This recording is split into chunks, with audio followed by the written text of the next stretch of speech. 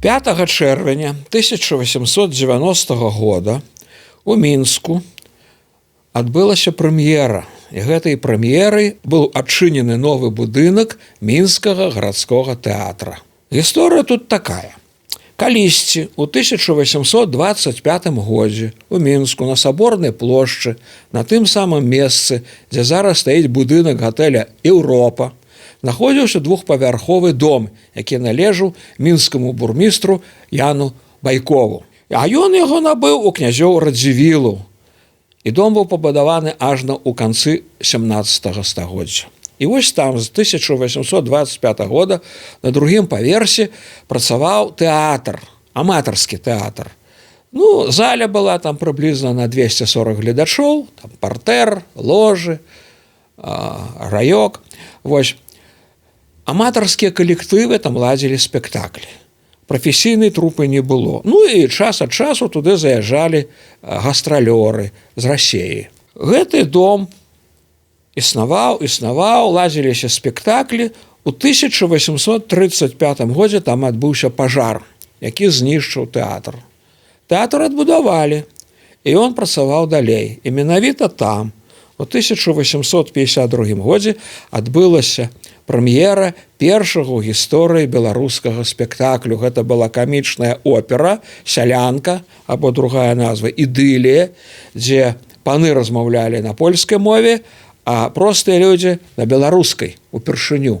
Гэта пачатак лічыцца беларускага тэатральнага, прафесійнага або непрафесійнага, мастацтва, тэатральнага мастацтва. Лібрэта да гэтай камічнай оперы напісаў Вінцэнт Дунін-Марцынкевіч, а музыку напісаў славуты кампазітар, сусветна вядомы Станіслаў Манюшка з Мінску, знакаміты Мінчук. Вы ведаеце, там недалёк зараз стаіць скульптура, Дунін-Марцынкевіч і Манюшка сядзяць побач на лаве, размаўляюць пра нешта.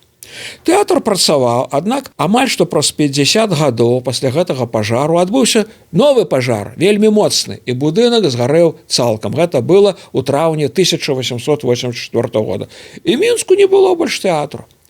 А ў снежні 86 года імператар Александр III прызначыў новым губернатарам Мінскай губерні князя Мікалая Трубецкога. І той, калі прыехаў у Мінск на пачатку 87 года, вельмі здзівіўся, як гэта так.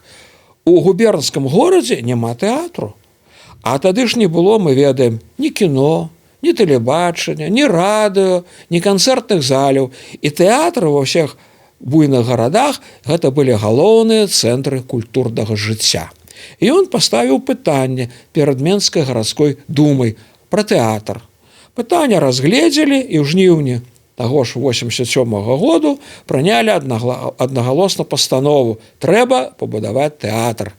Збіралі грошы, добраахвотніцкія ахвяры. За кароткі час удалося сабраць больш за 25 тысяч рублёў. Гэта былі велізарныя грошы на той час. Два архітэктары склалі праект, і ў 88 годзе у чэрвені быў закладзены будынак. І за 2 гады его пабудавалі вельмі хутка.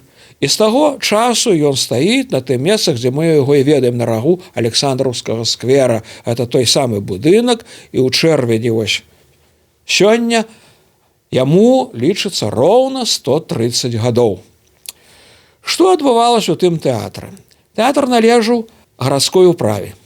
Прафесійнай трупы ў ём не было. Там больш за ўсё галоўным чынам выступалі гастралёры, драматычныя, оперныя і аперэтачныя трупы з Расіі. І зразумела, што спектаклі былі галоўным чынам па п'есах расійскіх драматургаў. Там і Гоголь, і Сумбатаў-Южын, і Горкі, і Талстой, і там хто ішоў там, Астроўскі, і іншыя, якіх мы зараз уже і не ведаем. Ніякіх беларускіх спектакляў там не было і быць не магло. Тэатр быў вялікі, недзе было там 550 месцаў для гледачоў у партэры ды ў ложах. І яшчэ быў балкон, там быў, раёк быў, агульная лічба была 700 месцаў. Велізарная сцэна была, недзе 15 метраў у шырыню, 17 у вышыню, 10 з паловай у глыбіню. тэатр працаваў.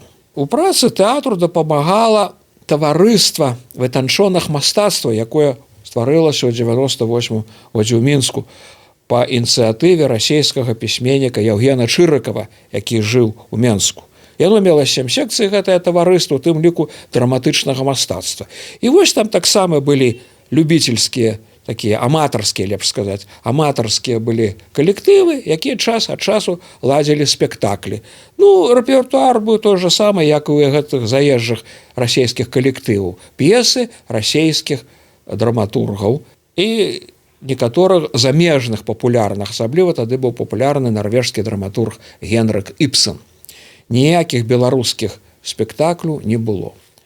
Мы ведаем, больш за ўсё гэты тэатр, які зараз называецца Беларускі дзяржаўны акадэмічны тэатр імя Янкі Купалы, а калісьці он называўся пасля рэвалюцыі Беларускі дзяржаўны тэатр 1, мы ведаем больш за ўсё з той падзеі, што ў снежні 17-го года там адбыўся першы і апошні усебеларускі з'езд дэпутатаў са ўсёй Беларусі, больш за 1000 чалавек. А першыя беларускія спектаклі там з'явіліся толькі ў 18 годзе, і гэта былі п'есы Францішака Аляхновіча. Вось такая гісторыя.